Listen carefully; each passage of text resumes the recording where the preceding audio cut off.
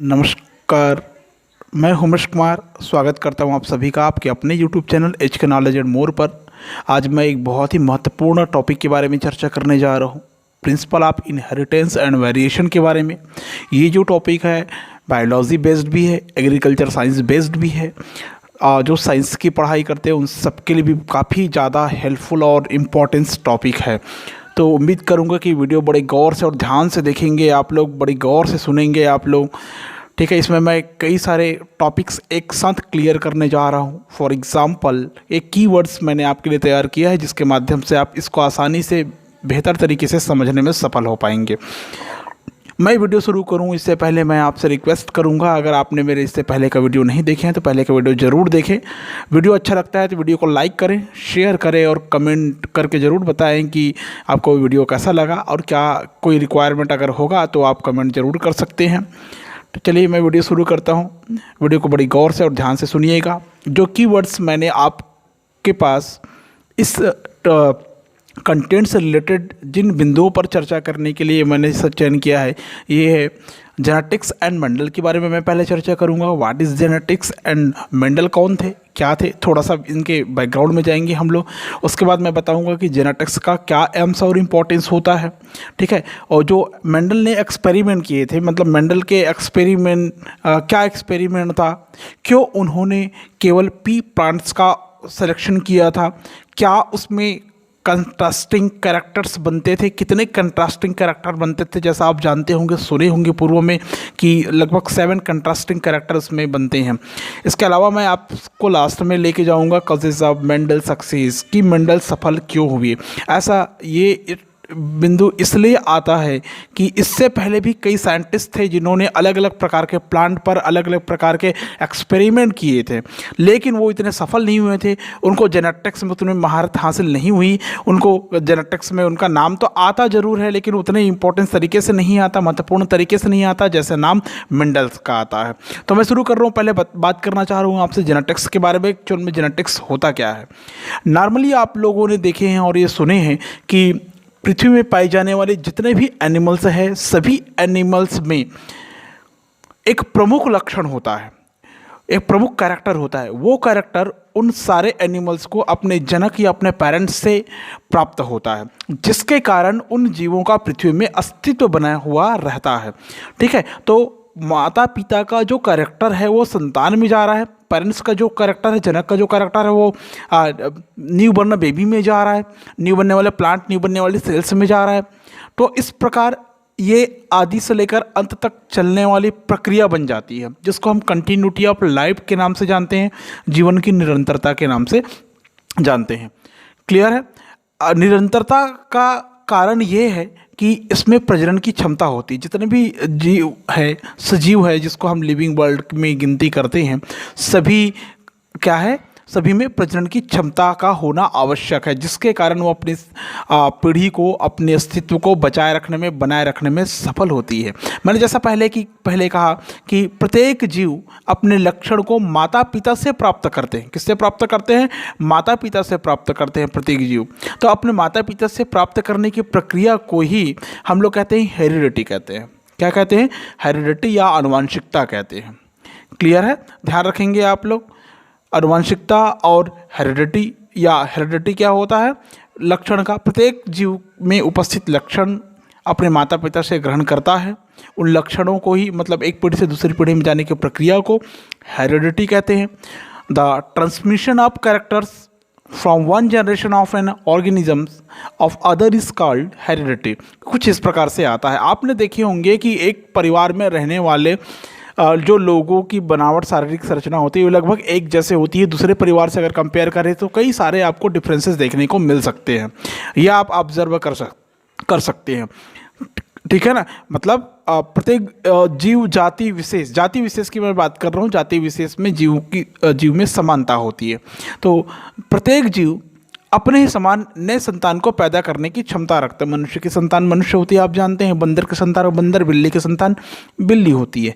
कारण क्या है? वही हेरिडिटी या आनुवंशिकता होता है। समझ में आ गया।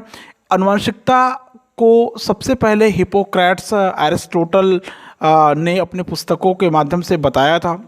उन्होंने बताया था हिपोक्रेट्स और एरिस्टोटल ने कि प्रत्येक एनिमल्स को प्राप्त होने वाले कैरेक्टर पेरेंट्स से संतान में पहुंचती है। ठीक है, वो कैरेक्टर पीढ़ी दर पीढ़ी, one generation to next generation बनी हुई रहती है, जाती रहती है। वंशागति की हेरिडिटी क्लियर है, वंशागति की हेरिडिटी और जेनेटिक्स, ये एक ऐसा शब्द है हेरिडिटी और जेनेटिक्स। हेरिडिटी का मतलब मैंने अभी कहा आनुवंशिकता, तो आनुवंशिकता क्या है? आनुवंशिकता के लिए ही हम दूसरा वर्ड प्रयोग करते हैं इनहेरिटेंस, इसको बोलते हैं वंशागति। क्या बोलते हैं इसको? वंशागति की। ठीक है, जैसा आप पढ़ रहे हैं प्रिंसिपल, आप इनहेरिटेंस एंड वेरिएशन पढ़ रहे हैं, तो इनहेरिटेंस को ही क्या कहते हैं? अभी मैंने कहा हेरिडिटी कहा, तो याद रखेंगे आप, हेरिडिटी या इनहेरिटेंस की स्टडी करने वाली एक अलग ही शाखा विकसित कर दी गई है, जिसको हम जेनेटिक्स के नाम से जानते हैं, आनुवंशिकी के नाम से जानते हैं। मतलब जब किसी जीव जाति की आनुवंशिकता और विभिन्नता का सम्मिलित रूप से हम अध्ययन करें तो वो आनुवंशिकी बन जाता है। कहने का मतलब ये है कि ये जो वेरिएशन है, विभिन्नता है, विभिन्नता कैसे है? देखिए, प्रत्येक जीव का जो जीनोटाइप होता है वो एक समान नहीं होता। जान लीजिए आप, हर जीव का जीनोटाइप अलग अलग होता है। कहने का मतलब उनका जो आंतरिक लक्षण होता है, उनका जो मुख्य कैरेक्टर होता है, वो हर एनिमल्स में अलग अलग होता है। आप देख सकते हैं एक एनिमल का दूसरे एनिमल के साथ में अगर कंपेयर करना चाहें, सारे कैरेक्टर्स के बेस पे, इंटरनल कैरेक्टर्स के बेस पे, जेनेटिक कैरेक्टर्स के बेस पे, तो आपको वहाँ पर कई सारे डिफरेंसेस देखने को मिल सकते हैं। क्लियर है? वो सारे डिफरेंस ही वेरिएशन एवं विभिन्नता कहलाती है। वेरिएशन के साथ जब हेरिडिटी का अध्ययन करते हैं, स्टडी करते हैं, तो एक नई शाखा विकसित हो जाती है जिसको हम लोग कहते हैं genetics. The study of heredity and variation is called genetics. ऐसा इस प्रकार का इसमें वर्णन आता है, कंटेंट आता है। तो जेनेटिक्स, फादर ऑफ जेनेटिक्स में नाम आता है मेंडल का। इसका पूरा नाम होता है ग्रेगर जॉन मेंडल। आप लोग बड़े अच्छे से इसको पढ़ लेंगे, सुन लेंगे, समझ लेंगे। ये एक ऐसे साइंटिस्ट है जिन्होंने इतने अच्छे से इसका अध्ययन किया था, जिसके बेस पे इनको ये उपाधि दी गई, father of genetics, Gregor Johann Mendel. याद रखेंगे, इसके बारे में मैं थोड़ी चर्चा करूँगा। ये जो मेंडल थे, मेंडल को आनुवंशिकी के जन्मदाता माना गया है। ठीक है, मेंडल एक ऐसे फर्स्ट साइंटिस्ट थे जिन्होंने पी प्लांट में उपस्थित कई प्रकार के कैरेक्टर्स, जिसको हम लोग क्वालिटीज़ के नाम से जानेंगे यहाँ पर, हाँ है ना, कंट्रास्टिंग कैरेक्टर्स के नाम से जानते हैं। ठीक है, उसका इन्होंने लगातार एक्सपेरिमेंट किया था। ठीक है, मेंडल का जो अगर वर्ण की बात करें, जन्म की बात करें, तो आपको पता होना चाहिए इसका जो जन्म हुआ था ये 22 जुलाई 1888 को 1888 में ऑस्ट्रिया के मोराविया, जिसको जो हेजेंडॉफ के नाम से भी जानते हैं आप लोग, उस वहाँ पर एक छोटे से गांव है सिलिसिया, वहाँ पर इनका जन्म हुआ था। एक फार्मर फैमिली थे, कृषक परिवार थे। पढ़ाई लिखाई अच्छे से नहीं हो पाया, लेकिन फिर भी जैसे तैसे करके उन्होंने अपने शिक्षा दीक्षा वहाँ पर, चूँकि ये क्रिश्चियन फैमिली से बिलोंग करते थे, तो वहाँ पर एक मठ से जुड़ गए वो। लगभग 2 साल तक इन्होंने वहीं पर पास में स्थित वियना यूनिवर्सिटी में काफ़ी देर 2 साल तक इन्होंने स्टडी किया। वहाँ पर बाद में उसी यूनिवर्सिटी में वो असिस्टेंट प्रोफेसर या पादरी, जिसको पास्टर्स बोलते हैं आप लोग क्रिश्चियन की भाषा में, वहाँ पर वो उस पद में नियुक्त हो गए। वो ऑस्ट्रिया के बून नामक स्थान में स्थित था मोनेस्ट्री, जहाँ पर वो असिस्टेंट प्रोफेसर के रूप में काम करना शुरू किए थे।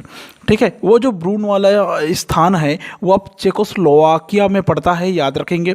मेंडल एक ऐसा साइंटिस्ट थे जिन्होंने लगभग 14 वर्षों तक पी अर्थात पाइसम सटावियम पर कार्य किया था। काफ़ी ज़्यादा एक्सपेरिमेंट किए थे, लगभग इन अबाउट अप्रॉक्स लगभग 10,000 प्रकार के एक्सपेरिमेंट इन्होंने किए थे। ठीक है, उन्होंने सारे एक्सपेरिमेंट को नेचुरल हिस्ट्री सोसाइटी ब्रून नामक शोधपत्र के माध्यम से उनके सामने रखा था। बाद में पादप संकरणों के प्रयोग के रूप में उन्होंने एक शोधपत्र भी प्रकाशित करवाया था। लेकिन उस समय डार्विन और वेलेस के प्राकृतिक वर्णवाद के सिद्धांत का बोलबाला होने की वजह से उस समय मेंडल के उस एक्सपेरिमेंट की तरफ किसी का ध्यान नहीं गया था। ठीक है, अंत में सारे कार्य करते हुए मेंडल बाद में 6 जनवरी 1884 में इनकी डेथ हो गई थी। ठीक है, तो ये सामान्य डिस्क्रिप्शन हुआ इनका। आप लाइफ हिस्ट्री भी कह सकते हैं, लाइफ स्केच भी कह सकते हैं, इसका हल्का शॉर्ट में जीवन और मरण भी कह सकते हैं आप लोग। ठीक है, तो मेंडल का लाइफ यहीं पर ख़त्म हो जाता है। उन्होंने जो एक्सपेरिमेंट किए वो पत्र के रूप में प्रकाशित हो गया रहता है, लेकिन डार्विन और वेलेस के प्राकृतिक वर्णनवाद उस समय काफ़ी चरम सीमा पर रहता है, जिसके कारण किसी का ध्यान इस ओर नहीं जाता। ठीक है, ध्यान रखेंगे आप। अब सवाल ये उठता है कि फादर ऑफ जेनेटिक्स हमने तो इसको कहा, तो सवाल ये उठता है कि जेनेटिक्स का अध्ययन हमको क्यों करना चाहिए, क्या उद्देश्य है, क्या महत्व है। तो उद्देश्य जान लीजिए।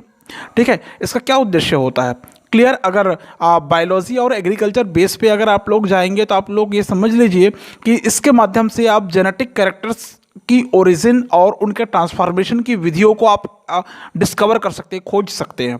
जितने भी प्रकार के जेनेटिक कैरेक्टर्स हैं उनके बीच इंट्रैक्शन जो होता है उसका स्टडी कर सकते हैं आप, उसका क्लैरिफिकेशन आप प्राप्त कर सकते हैं। ठीक है, और जेनेटिक्स की सहायता से आप जेनेटिक एम से इम्पोर्टेंस की बात कर रहा हूँ ना मैं, याद रखिए। ये आपके बायोलॉजी के लिए भी काम करेगा, बहुत कारगर है, और आपके एग्रीकल्चर साइंस के लिए भी बहुत कारगर है, साइंस की स्टडी करने वालों के लिए भी बहुत कारगर है। जेनेटिक्स के माध्यम से आप विभिन्न प्रकार के प्लांट और एनिमल्स का रिप्रोडक्शन में उपयोग कर सकते हैं। ठीक है, आप आवश्यकता अनुसार उनके गुणों को ऐच्छिक गुणों में बदल सकते हैं, जिसके माध्यम से आपको वो प्रोडक्टिविटी दे सके, वो प्लांट अच्छे से उत्पादन दे सके, वो एनिमल्स अच्छे से उत्पाद दे सके। ठीक है, मतलब आप कृषि कर रहे हैं तो कृषि उपज को आप बढ़ा सकते हैं इसकी सहायता से। अगर कोई पशु पाल के रखे हैं तो पशु के माध्यम से आप आसानी से कोई अच्छा प्रोडक्ट प्राप्त कर सकते हैं, ज़्यादा मात्रा में जल्दी प्रोडक्ट प्राप्त कर सकते हैं। रोग प्रतिरोधी, कीट प्रतिरोधी, वो पतझड़ वाला जो कंडीशन आती है ना, उससे भी आप निजात पा सकते हैं इसके अध्ययन से, इसके स्टडी से। ठीक है, इसके अलावा और कुछ होता है, जैसे यूजेनेसिस आपने सुने होंगे, ह्यूमन जेनेटिक्स के बारे में आपने सुने होंगे, जिसके कारण मानव जाति में सुधार किया जा सकता है। कुछ कमियां, कुछ विकृतियां और त्रुटियां हैं, उसके माध्यम से आप इसको जेनेटिक्स की स्टडी के माध्यम से आप उसको दूर कर सकते हैं चाहे तो आप। ठीक है, चूँकि साइंस अभी उसमें वर्क कर रहा है। ठीक है, ध्यान रखेंगे आप लोग। इसके माध्यम से, जेनेटिक्स के माध्यम से आप आसानी से कई आनुवंशिक बीमारी जो होती है, जेनेटिक्स डिसऑर्डर जो होता है, उस पर आप विजय प्राप्त कर सकते हैं, उसको आप दूर कर सकते हैं। अब सवाल ये उठता है कि कई जेनेटिक डिसऑर्डर जो है, विकृति है, जो त्रुटियां है, वो उसमें से कुछ नाम आता है, जैसे हीमोफीलिया है, कलर ब्लाइंडनेस है, रतौंधी वगैरह आपने सुने होंगे, एनीमिया है, असंयोजिता वगैरह आपने सुने होंगे। तो ये कुछ ऐसा एग्जाम्पल है जिसको आप जेनेटिक्स की सहायता से आप ख़त्म कर सकते हैं, उसके अध्ययन से आप उसको टोटली क्लियरली ख़त्म कर सकते हैं। इसीलिए इन सब चीज़ों को बताने के लिए मेंडल को फादर ऑफ जेनेटिक्स कहा गया है। ठीक है, ग्रेगर जोहानन मेंडल को फादर ऑफ जेनेटिक्स की उपाधि से नवाजा गया है, ये याद रखेंगे। इसके बाद में सिंपल सा आता है कि क्या एक्सपेरिमेंट इन्होंने किए थे। तो एक्सपेरिमेंट के बारे में जब हम लोग बात करते हैं तो आप ये क्लियरली जान लीजिए कि मेंडल ने लगभग 14 ईयर्स तक एक्सपेरिमेंट किए थे पी प्लांट्स पर, और लगभग 10,000 एक्सपेरिमेंट इन्होंने किए थे। समझ में आया? लगभग 10,000 एक्सपेरिमेंट इन्होंने किए थे। ऐसे कई एक्सपेरिमेंट तो इससे पहले कई साइंटिस्ट ने भी किए थे, याद रखेंगे। ठीक है, वंशागतिकी की प्रक्रिया को समझने के लिए मेंडल से पहले भी नाइट और गॉस नामक जो साइंटिस्ट थे, मटर संबंधी प्रयोग किए थे लगभग 1824 के आसपास। मैं बता रहा हूँ, ध्यान रखेंगे आप लोग, सुन लेंगे, इसको समझ लेंगे। नाइट और गॉस नामक साइंटिस्ट ने लगभग 1824 में मटर में ही एक्सपेरिमेंट किए थे, लेकिन वो अपने प्रयोग को आगे नहीं बढ़ाए थे। कोल रूटर नामक साइंटिस्ट ने जो टोबैको आता है, तंबाकू आता है, उसमें संकरण के द्वारा संकर पौधों को प्राप्त किया था, हाइब्रिडाइजेशन के द्वारा हाइब्रिड प्लांट को प्राप्त किया था। लेकिन उन्होंने भी लक्षणों की वंशागतिकी को बताया था। संकर पौधे दो जनकों में से किसी एक के साथ समानता रखते हैं। जनकों के लक्षण के सम्मिश्रण में से कोई नया माध्यमिक लक्षण इनमें उत्पन्न होते हैं, याद रखेंगे। इनके अलावा अनेक वैज्ञानिक ऐसे आए जो मेंडल से पहले भी जो कैरेक्टर्स की हेरिडिटी है या इनहेरिटेंस है उसको समझाने के लिए कई प्रक्रिया किए थे, कई एक्सपेरिमेंट किए थे। गार्टनर है, नॉडिन है, डार्विन है, इन सारे लोगों ने तरह तरह के वर्क किए थे। लेकिन इसका विस्तृत अध्ययन, जिसका कहना चाहिए कि परिणामों की संख्यात्मक व्याख्या जिन्होंने किया वो है मेंडल। इसीलिए मेंडल को फादर ऑफ जेनेटिक्स कहा जाता है। ये एक्सपेरिमेंट का सार है, याद रखेंगे। क्लियर है, समझ में आ गया। उसके बाद आता है causes of selection of pea plants, causes of selection of pea plants for hybridization experiment. कहने का मतलब संकरण प्रयोग हेतु मटर के पौधे के सिलेक्शन का कारण क्या था। बहुत सारे लोग सवाल करते हैं कि आखिर ऐसा क्या कारण है कि मटर या पी प्लांट का ही उपयोग किया गया। पी प्लांट, ठीक है, पी प्लांट्स का उपयोग किया गया। आप लोग जानते हैं पी प्लांट्स के बारे में, पाइसम सटाइवम इसका बॉटनिकल नेम होता है। सवाल ये उठता है कि क्या प्रकृति में ऐसा कोई प्लांट नहीं था मेंडल के पास जो केवल पी प्लांट पर उन्होंने एक्सपेरिमेंट किए। देखिए, जान लीजिए और आप समझ लीजिए कि एक प्लांट तो कई थे, लेकिन याद रखिए जो कैरेक्टर उन्होंने मटर में देखा और उनको जो मिला वो किसी और में नहीं मिल पाया था। तो देखिए क्या क्या ऐसे कैरेक्टर है जिसके कारण उन्होंने केवल पी प्लांट्स का सिलेक्शन किया था, पी प्लांट का चुनाव किया था। सबसे पहले तो जान लीजिए कि मटर का जो पौधा होता है वो एक वर्षीय होता है, उसका लाइफ साइकिल काफ़ी छोटा होता है। ठीक है, मैं ज़्यादा राइट नहीं करूँ, लिख नहीं रहा हूँ अभी, ध्यान रखेंगे, सुनेंगे सभी। एक वर्षीय पौधा होता है, याद रखना, उसका लाइफ साइकिल काफ़ी छोटा होता है। आप आसानी से कई पीढ़ियों का स्टडी आप कर सकते हैं। ठीक है, एनुअल होता है, याद रखेंगे, ये सिंपल, आप इसके कई पीढ़ियों का अध्ययन कर सकते हैं। ठीक है, लाइफ साइकिल काफ़ी क्या होता है, लाइफ साइकिल शॉर्ट ड्यूरेशन वाला होता है, काफ़ी छोटा होता है, सूक्ष्म होता है। ठीक है, और नेक्स्ट कैरेक्टर के बारे में बात करते हैं तो ये बाइसेक्सुअल होता है। ठीक है, ये द्विलिंगी होता है, बाइसेक्सुअल होता है, द्विलिंगी होता है। इसमें आप आसानी से क्रॉस पोलिनेशन करा सकते हैं, पर परागण की प्रक्रिया करा सकते हैं। क्रॉस पोलिनेशन इसलिए करा सकते हैं क्योंकि आप इसमें जब चाहे इसके पुमंग को हटा सकते हैं। मतलब कहना चाहिए कि ये बाइसेक्सुअल जो होता है, द्विलिंगी होता है, यहाँ से आप पुमंग को हटा सकते हैं या इमैस्कुलेशन कर सकते हैं, इमैस्कुलेशन कर सकते हैं। कहने का इमैस्कुलेशन करने का मतलब होता है विपुंसन, पुमंग को हटा देना, जिसके कारण वो एक लिंगी के समान व्यवहार करेगा, यूनिसेक्सुअल के समान व्यवहार करेगा, अर्थात आसानी से आप क्रॉस पोलिनेशन करा सकते हैं। देखिए कनेक्शन, देखिए याद रखना, चूंकि बाइसेक्सुअल होता है इसलिए नेक्स्ट कैरेक्टर में ये भी आप शो कर सकते हैं, बाइसेक्सुअल होता है, इसमें सेल्फ पॉलिनेट होने की प्रक्रिया होती है, अर्थात ये कह सकते हैं आप इसमें सेल्फ पॉलिनेशन आसानी से होता है, सेल्फ पॉलिनेशन होती है। ठीक है, इसमें जो मटर होते हैं, मटर में कई स्पष्ट जो कंट्रास्टिंग कैरेक्टर है वो दिखाई देता है। मतलब इसमें 7 कंट्रास्टिंग कैरेक्टर आसानी से और क्लियरली दिखाई देते हैं। 7 कंट्रास्टिंग कैरेक्टर्स आपको देखने को मिल सकते हैं। ठीक है, अर्थात आप लोग बोलते हैं इसको विपर्यायी लक्षण बोलते हैं, 7 विपर्यायी लक्षण आपको क्लियरली देखने को मिलेंगे। कहने का मतलब इसमें जो विपर्यायी लक्षण है, कंट्रास्टिंग कैरेक्टर है, वो क्लियरली शोज होता है, आपको दिखाई देता है। ठीक है, और सबसे अच्छी बात ये है इसमें ये भी ध्यान रखिए कि इसमें जो फर्स्ट जनरेशन में जो पौधे प्राप्त होते हैं उसको आसानी से आप उगा सकते हैं, उसको कल्टीवेट कर सकते हैं, ग्रो कर सकते हैं। मतलब F1 जनरेशन से प्राप्त प्लांट को आप आसानी से कल्टीवेट कर सकते हैं। क्या कर सकते हैं, कल्टीवेट कर सकते हैं, समझ में आया, आप कल्टीवेटेड कर सकते हैं, उसको आसानी से उगा सकते हैं। तो ये था मेंडल के पी प्लांट को सिलेक्शन करने का कारण, causes of selection of pea plants for hybridization experiment. ठीक है, याद रखेंगे 7 कंट्रास्टिंग कैरेक्टर्स होता है मटर में, और वो 7 कंट्रास्टिंग कैरेक्टर क्या क्या होता है मैं आपको यहाँ पर गिनती करा देता हूँ। आप चाहें तो आप नोट कर सकते हैं, इसको अच्छे से सुन लीजिए और समझ लीजिए। वो 7 कंट्रास्टिंग कैरेक्टर मैं यहाँ पर शो कर रहा हूँ। एक होता है कैरेक्टर्स, ये हो गया कैरेक्टर्स। नेक्स्ट लिखता हूँ डोमिनेंट, डोमिनेंट, और एक होता है रेसेसिव, रेसेसिव। ठीक है, ध्यान से समझेंगे इसको। ठीक है, एक कैरेक्टर होता है जिसको हम लोग बोलते हैं सीड फॉर्म बोलते हैं। क्या बोलते हैं, सीड फॉर्म, मतलब बीज का आकार। बीज का आकार कैसे है, राउंड शेप्ड है। कौन सा, डोमिनेंट। ठीक है, प्रभावी, प्रभावी, और ये हो गया अप्रभावी, ये हो गया लक्षण। तो सीड का आकार कैसा है, राउंड शेप्ड में, गोलाकार, और ये कैसा है, रिंकल्ड युक्त, अर्थात ये कैसा है, झुर्रीदार बोलते हैं जिसको हम लोग। ठीक है, अगर बात करते हैं नेक्स्ट कैरेक्टर की तो ये होता है कॉटिलिडन की colour, cotyledon colour. Cotyledon colour कहने का मतलब होता है बीजपत्र का रंग। ठीक है, डोमिनेंट प्रभावी की बात करें तो इसमें येलो कलर का जो बीजपत्र होगा वो काफ़ी प्रभावी होगा। ग्रीन कलर का जो बीजपत्र होगा वो रेसेसिव या अप्रभावी होगा। नेक्स्ट इसमें कंट्रास्टिंग कैरेक्टर होता है, ये होता है फ्लावर कलर। क्या colour? Flower colour. Flower colour होता है, फ्लावर कलर इसमें डोमिनेंट होता है, ये होता है रेड होता है। ठीक है, और जो रेसेसिव होता है वो वाइट होता है। नेक्स्ट कैरेक्टर की अगर बात करें तो नेक्स्ट कैरेक्टर इसमें होता है पॉट फॉर्म, अर्थात फली का आकार बोल सकते हैं आप इसको।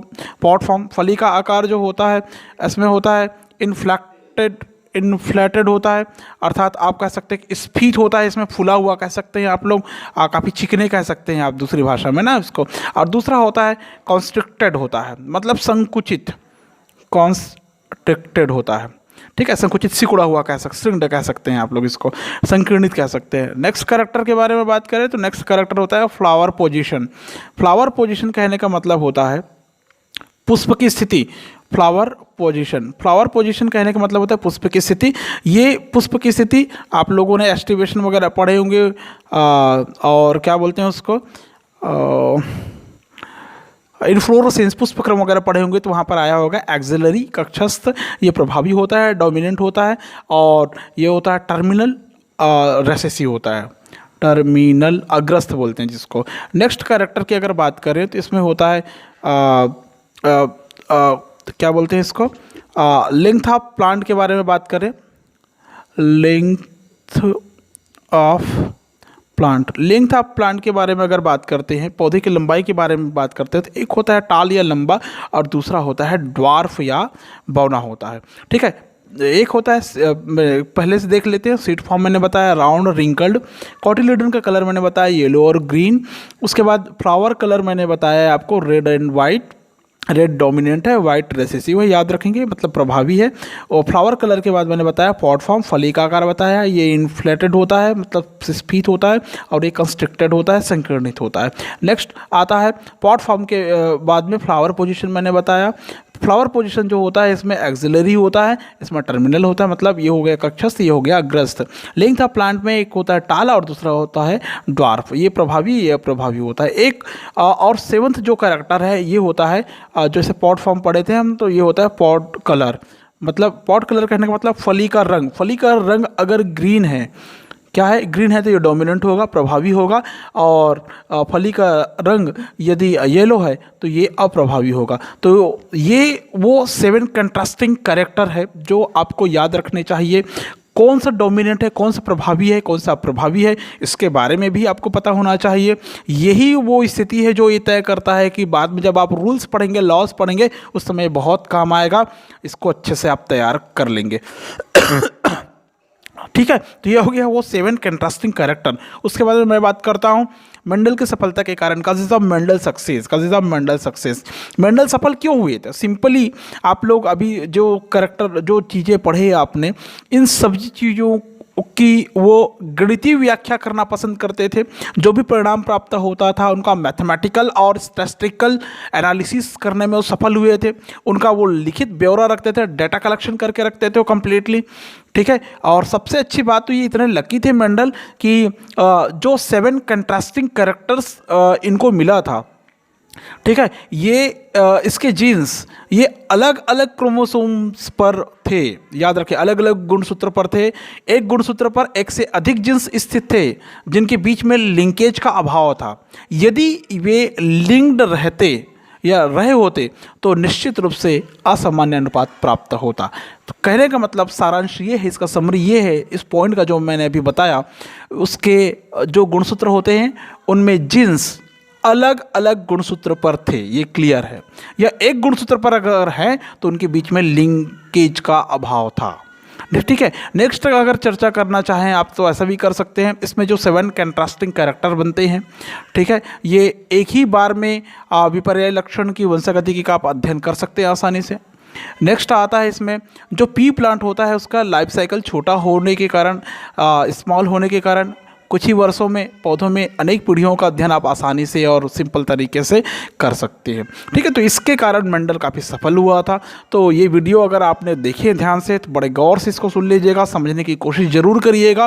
काफ़ी इंपॉर्टेंस रखता है आपके आगे के इस कंटेंट में, principle of inheritance and variation में आगे चलने के लिए। अगर वीडियो पसंद आए तो प्लीज़ वीडियो को लाइक करें, शेयर करें, कमेंट करें, और चैनल पर पहली बार हैं तो प्लीज़ चैनल को सब्सक्राइब करना ना भूलें। नेक्स्ट वीडियो फिर से लेके आऊँगा, तब तक के लिए थैंक यू सो मच।